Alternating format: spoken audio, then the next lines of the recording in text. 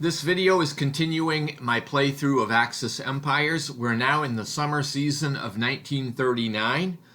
So the Axis player reveals his strategy for the European map, and he has selected Nazi-Soviet Pact. So this is a historical play, and basically Germany and Russia signed the Nazi-Soviet Pact, and as a result, now Russia's policy is going to change to pact. Additionally, the Soviet miner's posture changes to pact. And this card also allows Germany to add 2 cores directly to the map. We go to the Western Allies now. They reveal their new strategy, French mobilization. So France is mobilizing for war with Germany. Obviously, this allows France to bring the 1st Army headquarters, an Alpine Corps, and 2 Colonial Corps into the delay box. Also, France's war economy marker is placed in the delay box, which will allow them to have more production later on. And the French player deploys 2 infantry units directly to the map in France. I don't have a picture of any of that. The Soviet Union strategy is continuing rearmament. So they now have 4 additional armies which are under development. The 20th, the 21st, the 22nd, and 23rd armies, all placed in the delay box. And then Russia deploys 4 infantry corps and 1 tank unit in Russia on the European map.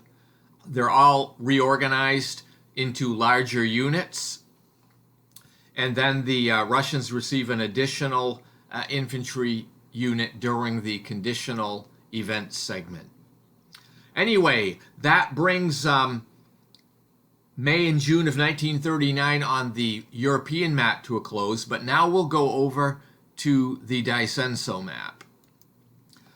The Japanese institute their 2nd naval expansion strategy now. So this will complete the Imperial Japanese Navy's pre-war expansion.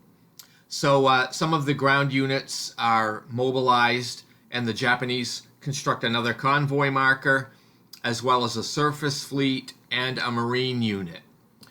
However, the weather conditions are not very good. They're still muddy, so the Japanese commander decides not to attack in Kiangsu.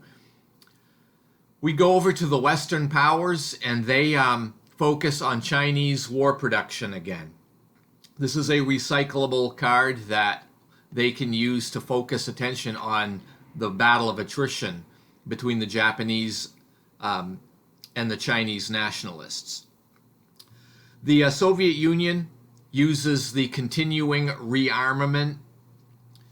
This doesn't affect European commitment at all, but it does allow them to continue to construct mechanized units. Also, the Chinese communists add replacements, and that is all that happens May or in June on the Daisenso map. So now we're going to go to June and July of 1939, back to the European map. So we go to the German player turn, and the Axis basically is still under the Soviet Germany pact, and so the Germans do obtain their air unit back from the turn track. Then they receive 2 conditional replacements, so 2 infantry corps are deployed directly to the map. France is reorganizing some of their units to build them into bigger units, and then they put 2 infantry units deployed on the map in France. And then finally, Russia reorganizes and deploys an additional infantry corps to the European map. That's really all that happens in June and July of 1939 on the European map. So we're going to go back over to the Daisenso map. So Japan is doing their Navy expansion, and they continue to maneuver in the central region of the map in China. And this area is afflicted with mud right now, and they decide not to launch attacks. But the Chinese nationalist troops are being channeled somewhat in this area. You can see in the picture here. The Chinese forces do decide to launch an attack against the Japanese position just north of Nanking, and the result is an exchange. So both sides suffer combat losses, but the positions remain all the same. You can see the reduced troops there on both sides. The Soviet Union also takes the opportunity to add replacements, and some of the Chinese communists move toward Kui Sui. And you can see them depicted in the top left-hand corner of the picture. That brings the June and July 1939 turn to a close, and we're going to move on to the next turn, which is still in the summer season. It's now July, August of 1939. Germany is still using the pact strategy, and they are reorganizing troops and moving troops to the border with Poland. So that, I guess, is significant, isn't it? Then 2 additional infantry units are mobilized and deployed to the map by the Germans. The French player is doing their own mobilization, and they are able to deploy 2 more infantry units, which are placed in Lyon. And the Soviet Union also places an infantry corps on the map during the conditional events segment.